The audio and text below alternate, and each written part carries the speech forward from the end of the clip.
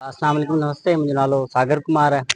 ऐं असां हिकिड़ी तंज़ीम जोड़ी आहे। असांजे दोस्त अयाज़ कालरू सागर मिस्त्री सां गॾिजी जो नालो सिंध डेवलपमेंट फाउंडेशन। इन तंज़ीम जोड़ण जो मक़सदु इहो हो त असां जॾहिं सोचियो त असांजे आस पास में खोड़ सारा अहिड़ा मसइला मसाइल या अहिड़ियूं खोड़ सारियूं शयूं आहिनि, अहिड़ी घणी शयुनि जी अण हूंद आहे। त हुन जे लाइ असां सोचियो त असीं हिकिड़ा पढ़ियल लिखियल नौजवान आहियूं, असांखे तालीम याफ़्ता आहियूं, त असां पंहिंजे मुआशिरे लाइ छा कयो। असां हिक ॿिए सां सवाल कयो त असां पंहिंजे मुआशिरे लाइ छा कयो, असां कहिड़ो कंट्रीब्यूशन कयो। त पोइ असां सोचियो त असीं को अहिड़ी शुरूआति कई।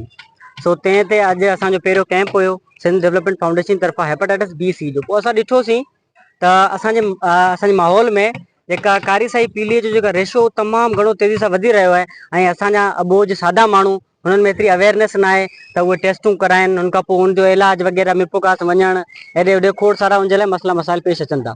त हुनजे लाइ असां दोस्तनि सां गॾु मिलिजी ऐं सभिनी जे सहकार सां असां अॼु जो हिन कैंप जो शुरूआति कई, जंहिंमें असां मुख़्तलिफ़ मरीज़नि जी हेपेटाइटिस बी सी जी टेस्ट सां गॾोगॾु जनरल मेडिसिन जी बि करे रहिया आहियूं।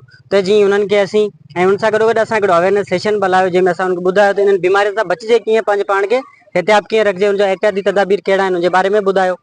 ऐं उनखां अलावा असां इन तंज़ीम में अॻियां बि खोड़ सारा कमु करणु चाहियूं था, जीअं एजुकेशन ते तालीम ते कमु कयूं असीं, ॿारनि में जेका सुजाॻी आणियूं। असां हिकिड़ी शइ ॾिठी आहे त असांजो नौजवान, अॼु जो नौजवान जेको मुस्तक़बिल जो मेमार आहे, जेका मुस्तक़बिल में जेके पंहिंजी धरती खे सर्व करणो, उहो नौजवान एंज़ाइटी डिप्रेशन मसइले मसाइल में एॾो शिकार लॻो पियो, एॾो मायूसी जो शिकार आहे। असीं चऊं त हुनमें असां तालीम ते डिफरेंट सेशन रखूं, अवेयरनेस सेशन करूं, हुनखे तालीम जी सुजाॻी जे बारे में ॿुधायूं, करियर काउंसलिंग कजे त जी हू सुठो मक़ाम कीअं हासिलु कजनि या कहिड़ो पंहिंजो शोबो चूज़ कनि पंहिंजे फ्यूचर लाइ। ऐं हिन खां अलावा पंहिंजी सकाफ़त खे, पंहिंजे कल्चर खे, ऐं जेके बि असांजूं पुराणियूं जेके असांजा क़दीमी माॻ आहिनि उनजे बारे में ॿुधाइजे, पंहिंजी जेका सकाफ़त छा आहे, पंहिंजी ॿोली, पंहिंजी धरतीअ बाबति ॿुधाइजे ऐं इन शयुनि ते कमु कजे।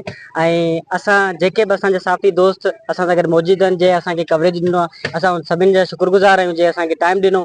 ऐं जेकॾहिं असां सभिनी माण्हुनि जो इहो ई सहकार रहियो त असीं पंहिंजो इहो कमु अॻियां बहितर खां बहितर बणाए सघंदासीं। तव्हां सभिनी जा